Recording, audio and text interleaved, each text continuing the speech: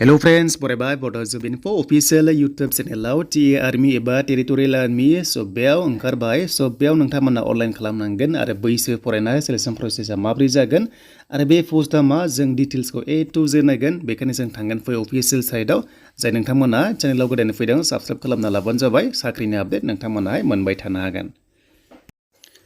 दायो जों फैबाय अफिसियेल साइटआव एन्ड अफिसियेल साइटआव फैनाय लोगो केरियार्स आरो लोगोसे नटिफिकेशन बेयाव क्लिक खालामबानो नोंथांमोना जिडि कनस्टेबल एबा अफिसार लाइनाव नोंथांमोना बेयाव नायनो हागोन दा बे जाबाय पोस्ट अफिसार लेभेलाव नोंथांमोना फैग्रोनाय मोनबाय दा थाबैनो लारि फैसिगोन जिडि कनस्टेबलावबो दा फर्स्ट अफिसार लाइनाव नोंथांमोननि बैसोआ बेसेबां नांगौ दा स्पेशली इन्डियान आर्मियाव जायफ्रा गोसो दङमोन नाथाय बैसो गैला अब्ला नोंथांमोना टिए आर्मियावहाय मोननो हागोन बेनो जाबाय नोंथांमोननि टिए आर्मियाव जिडि फैगोन आरो गोबां जिडि फैनो गोनां दङ आरो लोगोसे अफिसार नोंथांमोना दायो मोनग्रोबाय दा बे अफिसाराव एप्लाइ खालामबा बेसेबां बैसो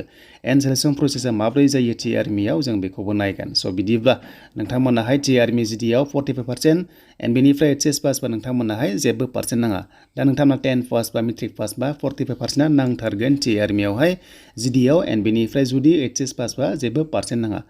बेनिफ्राय जों नायसो फैदो अफिसियेल नटिफिकेशन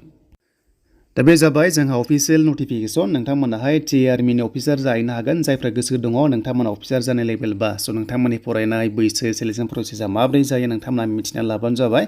एन्ड बेनिफ्राय जोंहा डिटेल्सखौ नायनोसै जे नोंथांमोना अल इन्डिया भेकेन्सिया जाबाय 19 दा एज लिमिटखौ नायदो नै दानिया जाबाय टिए आर्मियाव जायफ्रा इन्डियान आर्मियाव गोसो गैला 18 निफ्राय 42 इयार्ससिम दङब्लाबो बे टिए आर्मियाव नोंथांमोना जिडिआनो जा अफिसारानो जा नोंथांमोनाहाय एप्लाइ खालामनो हायो बेखायनो जायनि गोसो दङ नोंथांमोना जिडि कनस्टेबलाव नेगासिनो थाबैनो फैथारसिगोन आरो बैसो बे से मोनथागोन नोंथांमोननि बैसोआ 18 निफ्राय 42नि गेजेराव दंबानो टिए आर्मियाव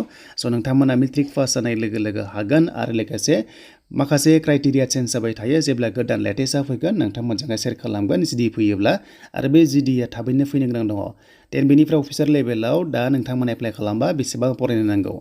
बेनो जाबाय टिए आर्मियाव नोंथांमोना जायखिजाया एनि डिग्री पास जेबो पार्सेन्ट नाङा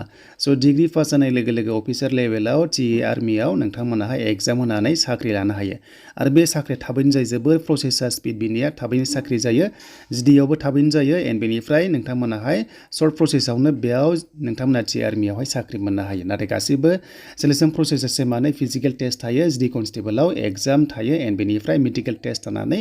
नोंथांमोना साख्रि मोननो हायो बेनिफ्राय टिए आर्मियाव हाइटजों लोगोसे वेटखौबो सुनाय जायो बेयाव नै हमना ला एग्जाम्पल 140 बा 35 केजि जास्ट बैसोनि सायाव सोनारगोन बैसोखौ नायनानै हाइटखौ नायनानै वेटखौहाय बिथांमोनाहाय जखा लानाय जायो अजनखौ सुनाय जायो दा बेयावनो नोंथांमोनाहाय मोननो हादों एग्जाम्पल 17 निफ्राय 20 इयार्स बा नोंथांमोना जुदि हाइटआ 140 सेन्टिमिटार बा 35 केजिया अलमस्ट थाथारनांगोन होनना बुंदों आरो बेनिफ्राय नोंथांमोना बेफोरबायदि माखासे क्राइटेरिया दङ बेजों गोरोबनांगोन अब्लासो फिजिकेल टेस्टआव बिथांमोना एलाउ खालामगोन दानिया एग्जाम बे इन्डियान आर्मि बायदि अफिसार लेभेलाव नोंथांमोना एग्जाम होनोबा नोंथांमोनाहाय मा खालामनांगोन एप्लाइ खालामनांगोन अनलाइन लिंकआ दङ डिसक्रिप्सनाव बेनिफ्राय फिसा 500 पे खालामनांगोन एन्ड बेनिफ्राय जाबाय एग्जाम दा फार्स्टआव बे एग्जामसो जागोन नालाय अफिसार लेभेलनि दा एग्जामा